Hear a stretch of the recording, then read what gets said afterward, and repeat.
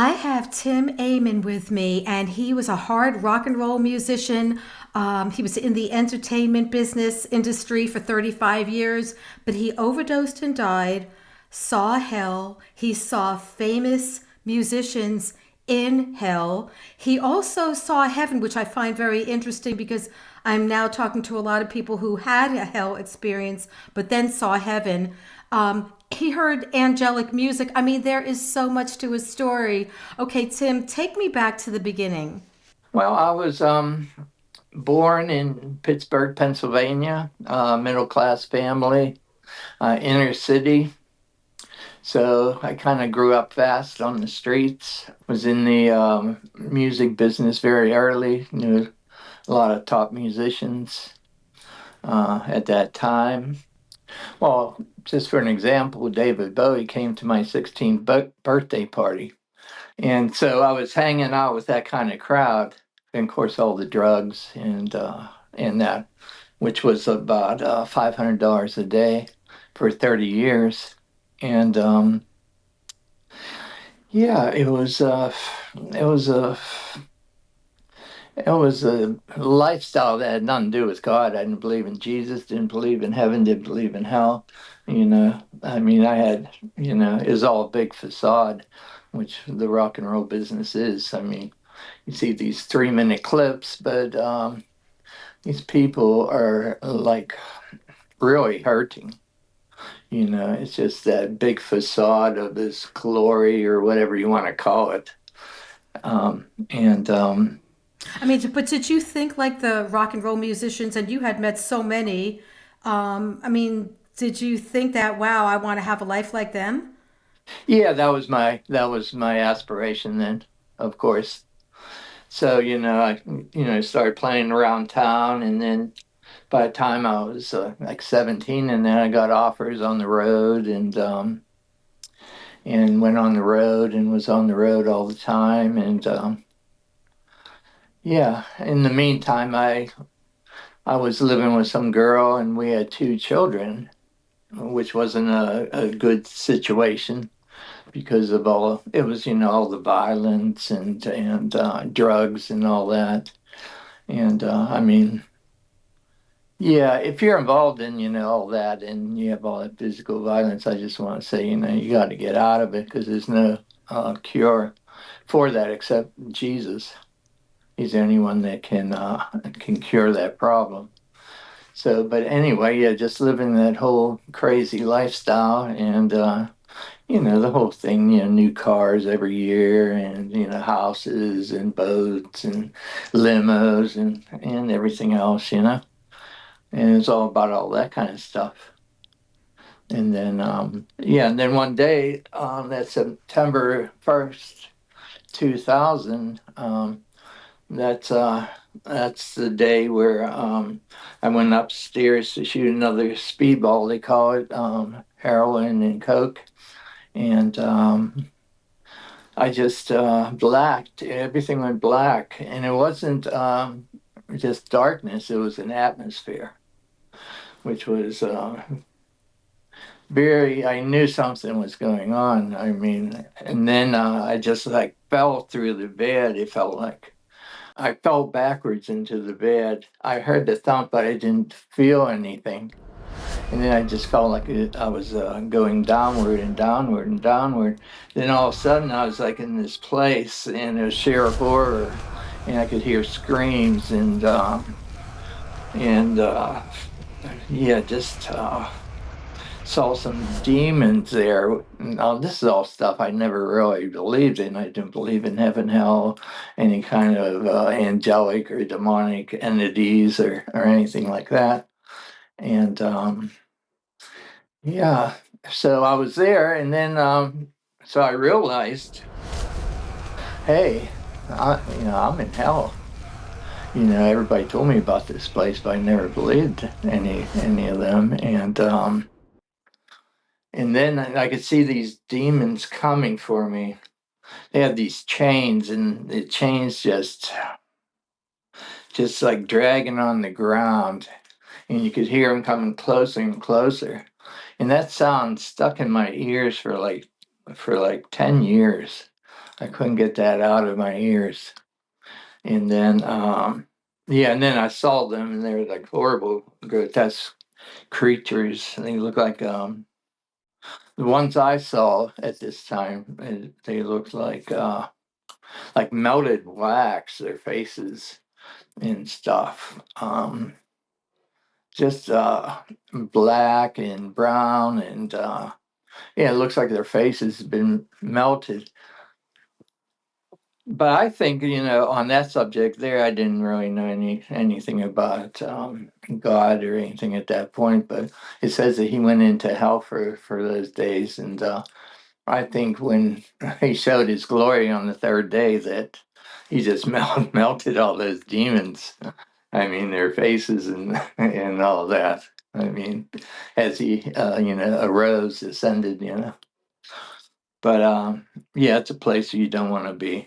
None of your friends or your enemies or anybody. It's a terrible place. Now, did they get the chains on you? No, no, they didn't. I was they were coming. Okay, they were on my right side coming in with the chains, and then I saw stacks of body on the left side, and it was like the gate of hell because I wasn't inside of this gate. I was outside of it still. And yeah, the gate itself was like blown, like inward, like hanging on its hinges. And yeah, and then from there you could see little fires and that and screaming, and then I heard people screaming my name, which really, like, I was like, whoa, I've really been betrayed here. Because in the rock business, everybody always said, oh, this is a party place, and all this nonsense. There's no party in there. I mean, it's sheer horror, torture, and yes, things you couldn't even explain. Now, did you see anyone at that point or hear anyone that you knew or were famous? Yeah, yeah, I'm not going to say any names, but I could feel like them trying to grab me, like their fingers and that. I mean, just trying to grab me in that. It was really creepy. I mean, you couldn't even, there's not a horror show that could even imagine the horror that's there. And yeah, Now, did you see those? Did you see them or just hear them or both of the various ones that were well known? And were they well known during that period of time or were they known for decades? I'm just curious the well known rock musicians you saw or heard. they were have already passed away. So they were probably famous during the 70s and the 80s and 90s, I would say. But they were collectively trying to get you in there. And were they doing it with the demons? Yeah, there were several of them that were like trying to, I could feel their little bony hands and trying to pull me in. But I think, it's a place of torture. I mean, they were tortured too. I mean, as far as I could tell, I saw a quick view of these pits, and the skin of people were just like burned off, and then it would reappear. And like there's these worms and that, and I mean, the screams were, I mean, you couldn't even imagine how death defying the screams and all that were. I mean, there was no life there. It's like voices without life, if that's possible. And that there's nothing good there. It's total evil, total. Yeah, every bad thing. There's not one good thing there, not one. Now, there was something, Tim, that I had heard you say us on or and read that at first, when you were having this encounter in 2000, that you at first heard angelic voices at first. Yeah, that day as I was around the house and that, had an old Victorian house, and then it was I had it all fixed up, and then of course the drug addiction, and by that time, I mean it was as bad as I was, you know. I mean all the polished floors and all that were just all stained, and everything was decayed, just like my soul. But yeah, that whole day, I've been in music studios all over the world, and I've heard every kind of sound, or most of the sounds. But yeah, there's a sound there I could not capture. I mean, the whole day is an angelic sound, and I didn't know where it's coming from, but I could hear it clear as crystal. I couldn't even describe the if it was instruments or yeah, it was just something beyond this world. That's why the worship in that of this world isn't anything like what's up there. And that, yeah, it's some beautiful stuff. Beautiful. So I'm just really wondering, because I know your mom prayed for your salvation, and I'm wondering, was then this spiritual fight? Because first you hear of heaven, really angels, but then all of a sudden, how did that stop when you all of a sudden you were having this hell encounter? Well, everything stopped when I fell on that bed after I injected the heroin and the coke. So then, what happened when they were trying to get you into through that gate? Well, the next thing that happened, besides the things I just said that was around, the stacks of bodies and all of that, a bright light appeared, and it was come from above. And inside of the light, you could see a outline of a man in that, and you just know. I mean, just like I knew it was hell, I knew that was Jesus. I mean, there's no introduction needed in this realm in that. So I just like went right into him. Is he saved me. He just pulled me right into him. I can't say if he pulled me or, I mean, like the next thing I knew, I was in him.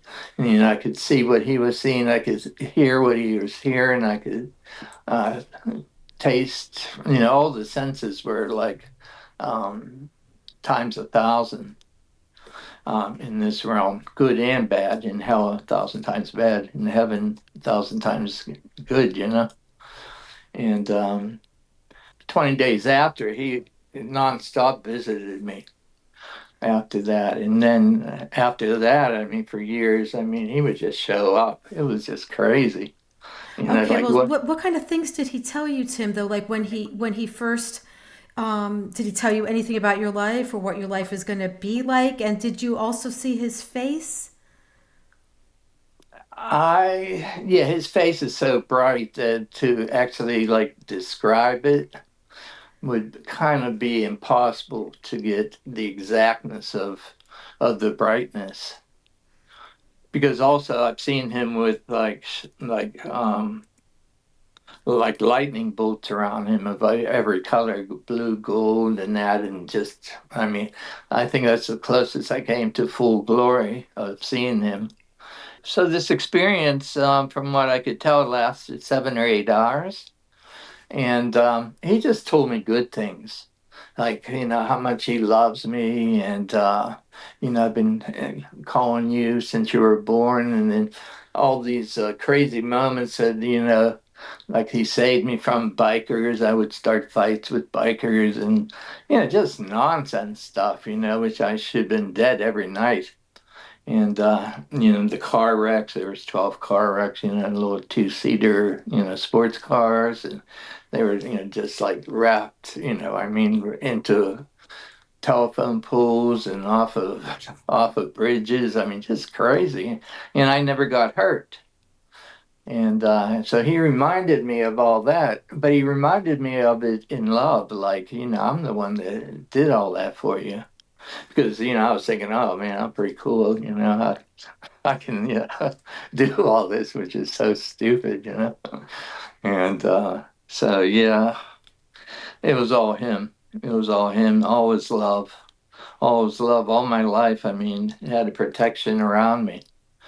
And he just explained, a little bit about who he is, that he is love, and that was something I looked for, in the world, with the women and the drugs and material stuff and everything else, but never found it until I found him. And then it was just like, wow, I mean, what do you say when love comes to you, I mean, you just say, yeah, I mean, jeez. I mean, I might be dumb, but I ain't that dumb. Well, Tim, wait, there's a lot more to your story, and we're going to get to it. And they're also going to be doing a movie on your. I can't wait to see it. And but thank you everyone for subscribing and for also supporting my channel now. And we're going to get to Tim some things that you saw in heaven, and even an encounter that a famous rock musician had when the power of God was operating through you. But I want to know, when you got out of hell, did you see your body down there? How did it feel going back into your body? Well, after he was done talking to me and said, "Hey, um, I've saved you for this reason," he says, "Timmy, I saved you. Now you go save my children." And that was the command, the only command that he gave me at this point. And it was a firm command. Everything else was like, really just beautiful love story. And then at that point, I could see my body in hell. We were still like above hell and looking at it. And then all of a sudden, the scene changed to my dead body lying on that bed. And then I'm up above the bed, and he says, "Move your arm." And I see my arm move, and he says, "Move your other arm." My other arm moves, and he said, "Move your leg," and my leg moves, and so on. And he says, "Now get up and go." And at that point, I came into my body. And then boom, I just jumped right off that bed. I was like, whoa, this is incredible stuff. Because I knew what happened. I mean, there's no way of turning back at that point of saying, hey, I can't believe, any of this stuff. Because once you see him and all that, I mean, there's no excuse. So, yeah, so that's how I started this whole thing. Now you still were having like warfare, and now well before we get even to that, tell me about the 20-day encounter with the Lord. What was going on then? What was He showing you? He was showing me different things in heaven. He was I think he like downloaded first like the Bible in me because I never read it or anything. And then by the time I read it, which was still another year later or whatever, I just knew this stuff. Like, wow, you already told me about all this stuff. So it was, yeah, it was quite amazing. And then, I mean, just the different revelations he was giving me in that I never heard such stuff before on on all of this. And yeah, he was just pouring his love out on me. And I think one of the ways, I mean, and maybe I'm just such a hardhead that he just had to show me, like, okay, you saw hell, now this is heaven. And then he showed me many places in heaven, and it's just like total beauty. I mean, the total opposite of what I saw in hell. And yeah, that was just what should I say? That just became my life. I mean, those heaven experiences, those first couple of years and those first 20 days, I mean, just incredible stuff. Because he would do it anytime he wanted to. And so it wasn't like I was trying to go to heaven or anything like that. All of a sudden I would be in heaven and be like, oh my, it's crazy. I was like, and people ask me how you do it, I have no idea. Well, I mean, from what I read, it sounded amazing. Can you tell about some specifics of what you saw in heaven, like angels? And I mean, yeah, they were just amazing things. Yeah, yeah, all the different angels and the cherubim and the living creatures. And there's like waterfalls there is one of my favorite places that me and him sat for a long time, several times, and you could see the Crystal Sea from there, and yeah, it was interesting because the waterfall was like about a quarter mile, long, but you couldn't hear the water. I mean, it's just incredible stuff. I mean, just the beauty of everything there. Everything has life, like a piece of grass has life of itself, and flower or a piece of dirt, anything. They all have life in itself. There's no death up there. Where hell's all death, this is all life. There's no decay. There's no. So yeah, that's one of my favorite places up on the mountain there. There's several different mountains I really enjoy up there. And Now, did you see people you knew? Did you see animals? I saw a couple of the prophets. Um, like an angel took me one time to the only street names I saw was Prophet Way and Prophet Lane. And I saw like Ezekiel's castle and stuff there, like the David's and I guess they were the prophets, I guess. Just amazing old medieval kind of things. Medieval, but yet brand new. I mean, it's hard to describe because something is alive and you can touch it and feel it and pick it up. But on the other hand, you can go right through it, which is, yeah, it's like it's undescribable. I mean, to put it in words on all this. But the beauty is the colors are nothing like on Earth.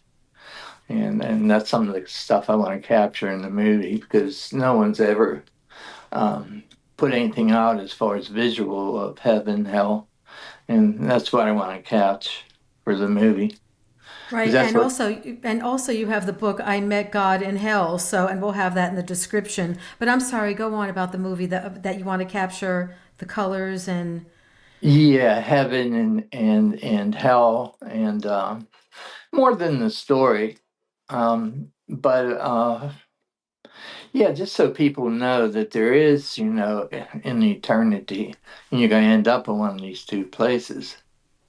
And yeah, to strive for heaven and because it's just so beautiful. It's just wonderful. The gold streets, and then there's the trees of life against the river. There's a river that flows, and there's an embankment that goes up, and the trees of life there, and then there's the two gold streets that go down. I mean, it's just gorgeous stuff. Just gorgeous. There's a library there with, I mean, just rooms and rooms of books and scrolls, and I mean, just unbelievable stuff. now, did you see the Book of Life? Yes. He showed me my name in it, which was so like that is so cool. He just knows how to touch your heart. What did it And look like? I mean, was it gigantic? What did the Book of Life look like? it's hard to say if it was or I think it was, but it's hard to get a definition at times of what you're seeing. Like if when you're in the throne room and that, I mean, I've been there several times, and every time's a different look. I mean, you notice something over there that you never saw before, and so It's like with this whole encounter, you changed so amazingly, but have seen the power of God do unbelievable miracles, and we're going to talk about that in a moment. But oh, did you see any people that you knew in heaven? well, the only person that said anything was Paul. He was teaching in this park with a group of people, and he looked at me and he pointed his finger and said, "Go," which I knew what he meant. And that was the only one that I really, I can't say that I saw anyone else that I knew in heaven. Right, and he saw you. Exactly, exactly. So I can't prophesy that there's more people in hell than in heaven, but as far as what I've seen, I, that's what I saw. And I don't want to prophesy that at all. You were asking me about my mom a little earlier. I think that's an important theme on the book. The first book, I May God in Hell, was the prayers of a mother, over her children are very powerful in that. And those prayers are before the throne because my mother didn't get to see this change of life and all that. And I knew she really wanted it and all that. So like in what was it, 2004, somewhere around there, maybe 2005.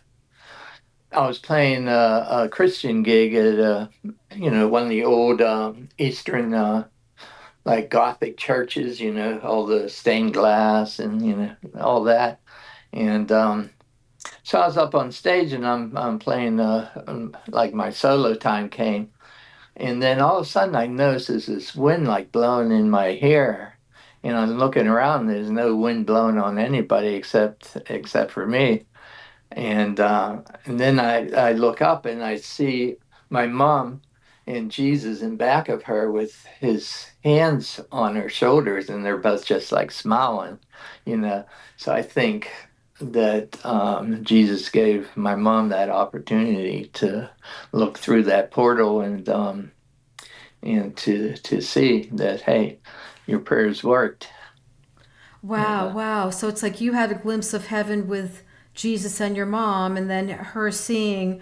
Very, very interesting. And when I think of the power of prayer, because it wasn't looking good with you for a long time, and then so many people could have given up, like forget it, I'm not praying for them anymore. But I want to know, were you instantly delivered of drugs, or did it take a few years after the hell encounter? Well, I kept going back to it, and then one day it just bang, it left. And which is impossible because, I mean, heroin and all that. I mean, you would go into a massive, especially, doing the quantities that I was, um, not dying every day was a miracle. But yeah, you would have a serious detox for a long time. But yeah, it just left one day, and that was it. Never to look back on again. So that was beautiful. Now, how did the Lord change you? Like, because I know that you felt like, before, like there was this anger and violence, like even towards your ex girlfriend. How did Oh he yeah, change you in personality and all of that? yeah, all of that.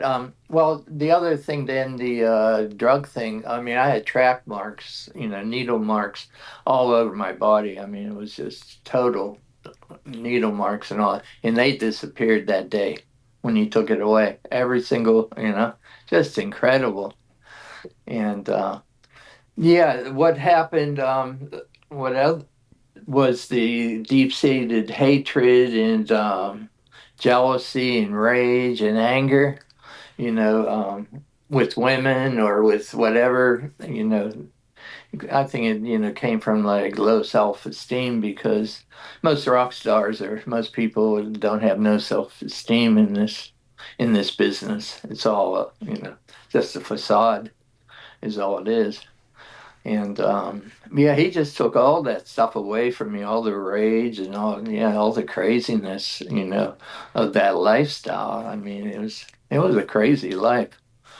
And yeah, very I think there was a spirit like destruction on me, because yeah, I mean every night I try to, do something crazier than the night before, and I mean just yeah, just I should have died every night. That's the bottom line on it. And do you think it also because it was the music? Because I know that you got into listening to harder rock. So, I mean, do you think like that the music changed you? I do believe that. I mean, because yeah, I don't want to get into too much, but yeah, I switched music somewhere around I guess 13, 14, I don't know, somewhere around that where punk rock was coming out in London. So, I went over to London and New York and all that to be a part of that gender or whatever at the time. And I mean, that was really self-destruction music. I mean, some of these bands and stuff like that, you know. And then and of course, everybody thought I was, more a heavy metal guitar player and all that kind of stuff. So, and even that gender, doesn't have too much to say the least. So, yeah, I think music, anything that goes through any of your gates, ear gates, your eye gates, and all that. That's why I don't watch TV for 25 years. And God said, turn that thing off. And I said, okay. And so, I know there's so many distractions now. But Tim, what if people say to you, "Oh no, all these encounters, that was just from drugs." What would you say to them? oh yeah, I've heard all that in the first 5 years of it because I was, preaching all these little meetings and all that. And yeah, and of course, no one ever heard, stuff like that. But yeah, I mean, I've heard everybody come against it. But once I mean, once you've experienced it, and no one can tell you anything different. I mean, you just know it. I mean, it's in you. So, Well, what did your friends think? I mean, because you knew a lot of very famous rock people, and I mean, what did they think? Did they experience the power of God through you? I mean, I know that Brian Wilson from the Beach Boys. Tell me what happened with him. yeah, that was in the second book I wrote on the Brian Wilson story. Um, Paula opened the door for me at Capitol Records. She was the producer for the studios there, or president of the studios, and they brought everybody in, of course. You know, everybody that recorded at Capitol and that. And so my first day there, I was there and I met his family and his grandkids and all that. And I didn't really know who they were and all that. And then Paula introduced me and she says, "Hey, Tim, this is Brian Wilson." And so I shook his hand and he goes flying back into the wall. It was so funny. And he goes, "Who are you?" I go, "I'm Tim." Yeah. And yeah, he was just like looking at me like, "Oh, there's something going on here, So he really felt the power of God. Yes. And There's several miracles at Capitol. I think there's a couple of livers cured and diabetes and of some producers and engineers and other people there. Even I think president of some of the labels there. Yeah, yeah, God was doing his work. And yeah, I mean, I got to talk to everybody because the way the studios were set up, they're all right next to each other on the first floor, A, B, and C. So there's like a narrow hallway between them. So you would meet everybody that was recording there that day. So I was there for 5 years, got open, kept that door open. So yeah, so I preached to everybody, in love and all that, and yeah, very now, I mean, how interesting. did you have that open door? I mean, I know it's supernatural from the Lord, but I mean, didn't they know? Oh, yeah, he's the Jesus person. I mean, what did people think, and how did they allow you there? Yeah, really, because they didn't allow Christian bands to record there, of course. But it was Paula heard about. She was, I think, the only Christian in Capitol at the time. I'm not sure if there's more or now or not. And so she called me in one day. I called there, tried to get in and all that, and so she said, "Yeah, I heard about you out on the streets here in Hollywood and this and that, um, with what you're doing, the preaching, the miracles, and all that." And she goes, "Is that stuff real and all that?" She was like a baby, one, like just started to believe and all that. And I'm like, yeah, this stuff's real and all that. So we had like a couple hour discussion, and then she watched me the first couple of times in, spaced them out, and then by the end of it, I had every Friday at Capitol. So it was, and the money came in from donations and all that. And yeah, so for 5 years, it was incredible.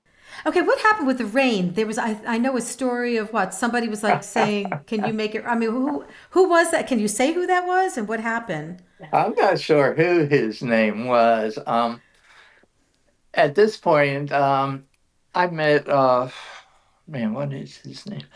Metro Ministry, Bill Wilson up in New York. I met him through Cornerstone TV. I was like a prayer person up there. And then he came over and said, "Hey, I heard all about you and this and that." Yeah. He goes, "You ever want to be a street pastor? Come on up. I'll teach you." I said, "Okay, sure." So about a year and a half later, the Lord said, "Yeah, go up."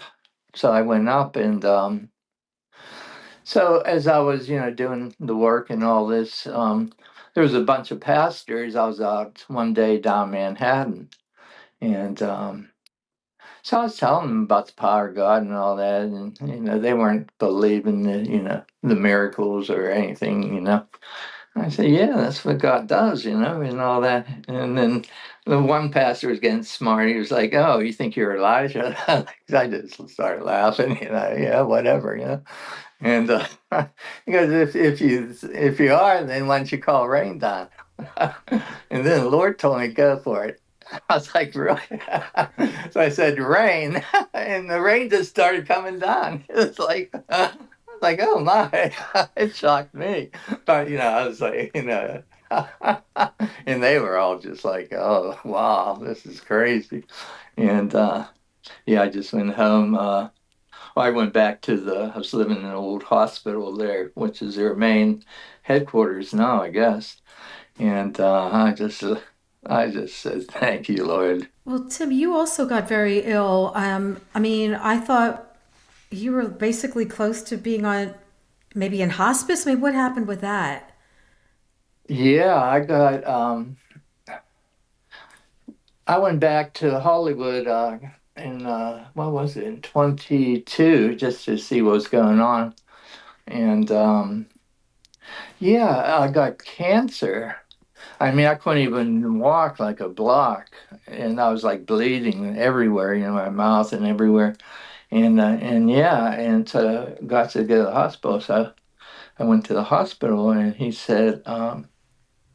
said you have cancer, and then they said you've got about a month to live or whatever. I mean, it's like throughout you, and all these big tumors or whatever. And God said, yeah, I'm gonna heal you. So I said, okay. So my son came and brought me back.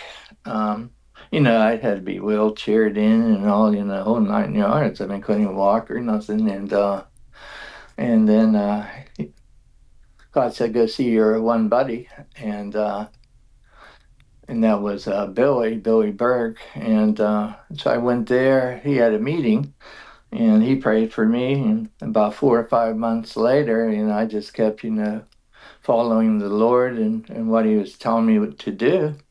And yeah, it all went away. The big tumors, and my stomach was out like that. I mean, it's just crazy. And yeah, so God Well, did a great miracle. wow. Now, how many years ago was that? That's gonna be 4 years now. Wow. Now, what were some of the keys that the Lord was telling you after Billy Burke prayed that yeah, for healing? Well, the one thing was do he said do two of those immunotherapies. So I did two of those, and he said quit. So I quit, and all the doctors are there like, well, that ain't gonna do nothing. I mean, you got to do this for a year or whatever, or more. And I told him God's gonna heal me here, and because they gave me the same thing when I came back to Pittsburgh, they said, you got a month to live. We'll just try to keep you sedated. So they were expecting me to die there, of course, and so most of them, like 9 out of 10 or whatever, the doctor said this is a miracle. I mean, this is impossible. There's no way that could happen. And yeah, so. It was beautiful, and this is just like what God said. So I think it's a listen and obey thing. He had me do communion. He had me speak words of faith into me every day. Yeah, there's just certain things he was saying to do, every day or every month or in that. And as I just obeyed, and yeah, I guess it was about 4 months when it was all done and said, it was gone. Wow. Since you've been like in the music industry but then you've heard angelic voices, you obviously know how to move in the power of worship. What keys would you say to people because I know when I'm really worshiping the Lord, it just seems to open where doors and to be in his presence and I see more of the miraculous. I mean, what would you say regarding the power of worship? Yeah, I think it's the true heart, which is the more than the expertise in musicianship, because I've put things together with people that never played an instrument or with the Native Americans. I did a couple year tour with them all over North America, Alaska, Canada, all that. And just the wood instruments and all the primitive, could you say, instruments in that. But the people had like a pure heart that were playing. And that's, I saw a lot of presence there, come in. Then I saw other ones that just, I mean, there's never two the same, which is the cool thing. You never know when it's going to happen or anything. Another time I was like just silly drunk, and this one pastor invited me in to play a song or whatever, and I was just like, man, I just couldn't stop laughing. I think I was really annoying people. And this Uh, girl, I'm sitting in this yeah, I'm sitting in this front row, and she's totally blind from birth, and so I go up. Now remind I never write lyrics until I get on stage, and then I just write them right there. I don't preconceive lyrics until I play it or record it.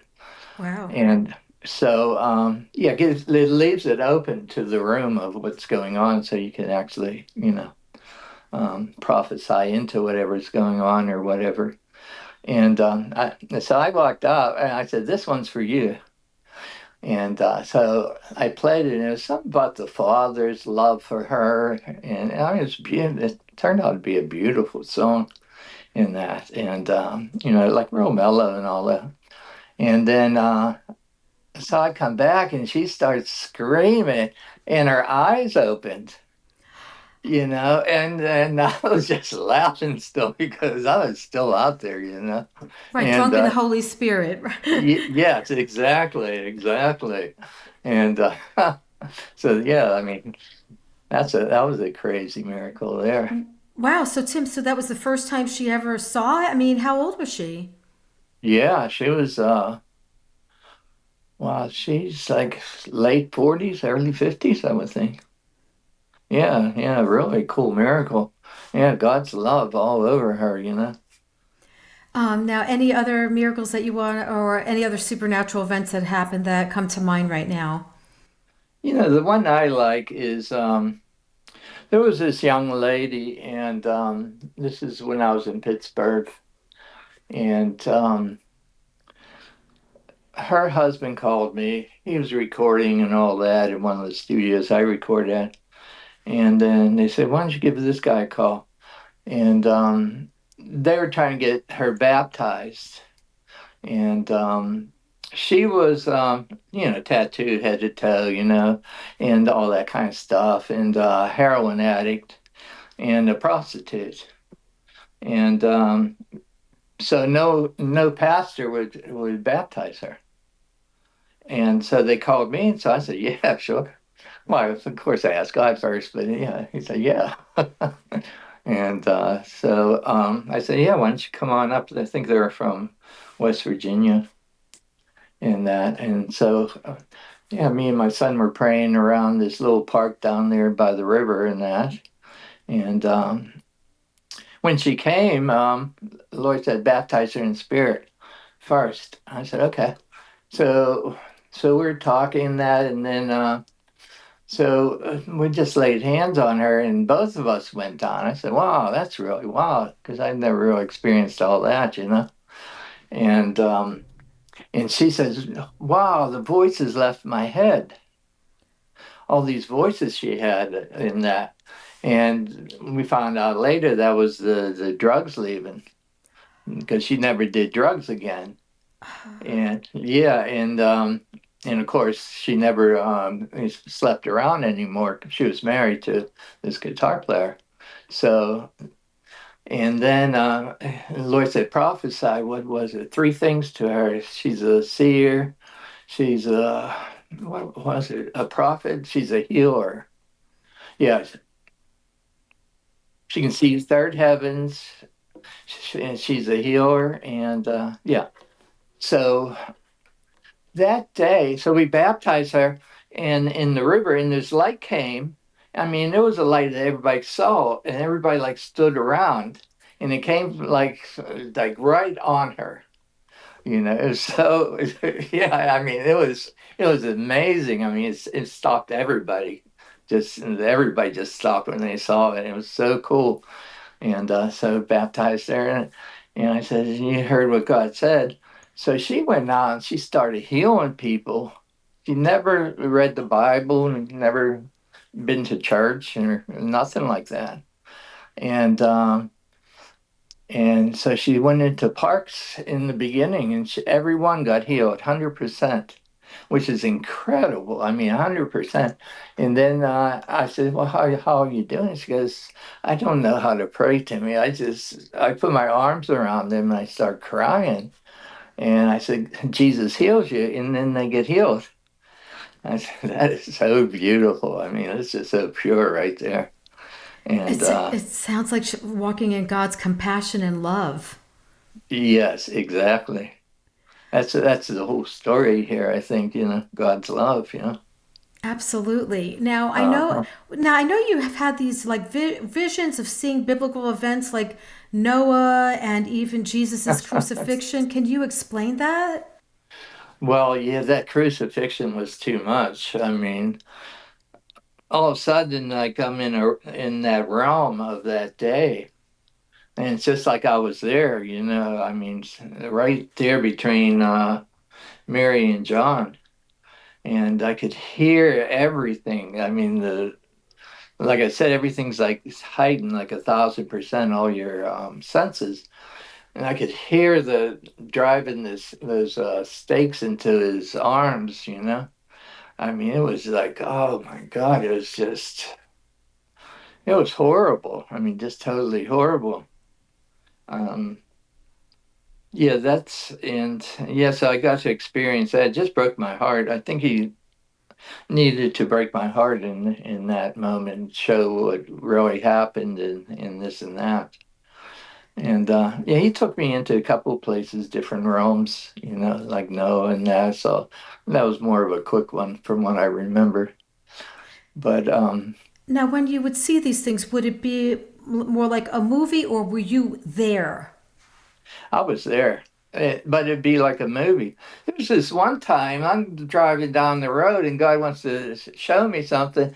So all of a sudden, it's like a movie theater. It's like I should have got popcorn out or something, like on my windshield, and I'm like watching this movie. And he wanted to point something out to me about a couple of people or whatever.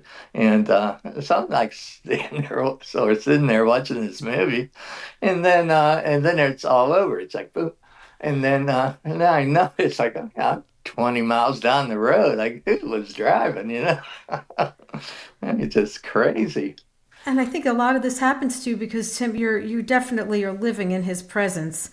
Um, yeah, I mean, you devoured the Bible once you started reading the Bible, and you definitely make me and others even more hungry for the Lord. Would you be able to pray for those who are watching who don't know the Lord? And for Sure, those who do, sure. that they would have a deeper encounter. Yes. Father, we just thank you. We thank you for today. We thank you for this broadcast. Let them all get to know you. Let them all get to know you even better, even better. Let the relationship that you have with me and may it be transferred to each and every person. May the relationship just grow and grow and grow, knowing who you are, that you are love itself, that when you need anything, you just have to come to Him in His love, because He has everything that we could possibly want on this earth. We just say we love you, Lord. We love you. Save your children, Lord. That's what you told me. Timmy, I saved you. Now you go save my children. So, Lord, just let this broadcast save millions. Just save millions. Let it just blow up, and people say, wow, there is really something after all this. And let them know the horrors of hell and the beauty of heaven, Lord. Let them know how beautiful you are, how beautiful you are. And everything you do is perfection. We just ask this in Jesus' name. Amen. Amen. Brian died, saw every level of hell, and even witnessed where the worst ones go. Click the video to find out who he saw there.